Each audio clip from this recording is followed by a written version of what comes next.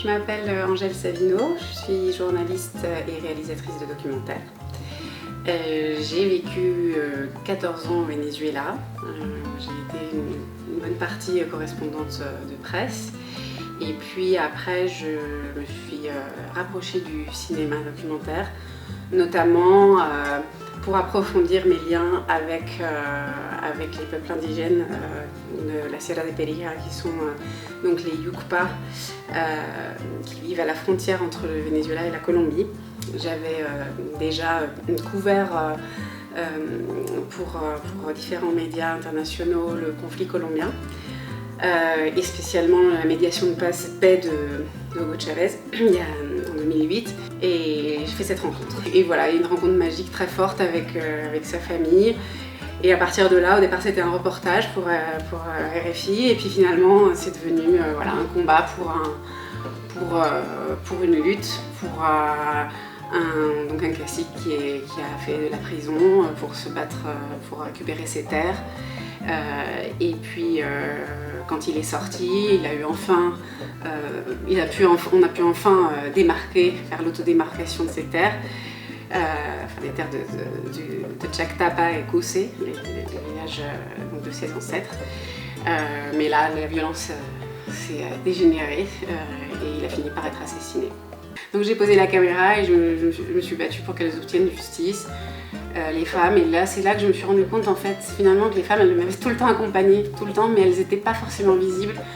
Dans une société très, très machiste aussi dans les milieux, chez les peuples indigènes. Donc elle crée une association qui s'appelle Oripanto Oayapotuonde, qui veut dire Femmes en lutte pour la terre. Et donc c'est une association qui a été créée et qui, donc de toute la partie qu'on appelle le Rio Yassa, qui est donc la partie du piémont de la Sierra de Perijá. Il y a le haut qui est près de la frontière colombienne, où vivent en fait les médecins ancestraux, les anciens dont je vais parler, et puis l'association est en développement. Comme là on parlait beaucoup le sujet c'était les aînés, la santé des aînés au XXIe siècle.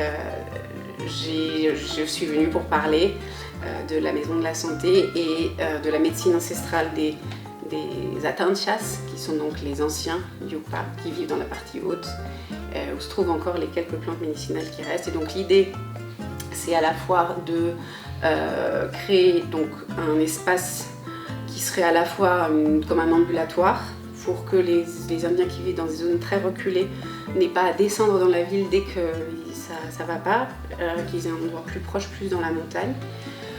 Et puis en même temps, qu'ils puissent aussi, ça peut être aussi un espace d'échange entre les grands-parents et les enfants, pour que les anciens puissent transmettre ce savoir qui est en train de se perdre. Le rêve d'Anna Maria aussi, qui est infirmière, qui est femme, qui est maman, qui a vécu plusieurs accouchements dans des hôpitaux très très difficiles, et qui voudrait récupérer la pratique des accouchements naturels, de l'accouchement naturel, comme font les femmes Yucpa depuis les temps ancestraux. Ce serait super de pouvoir créer des liens entre la France et le Venezuela, entre les Yucpa, des gens qui peuvent se sentir touchés par leur combat. Voilà, donc j'espère que ce projet va voir le jour. Voilà, le film et les projets socio-économiques pour les femmes Yucpa et le peuple Yucpa en résistance.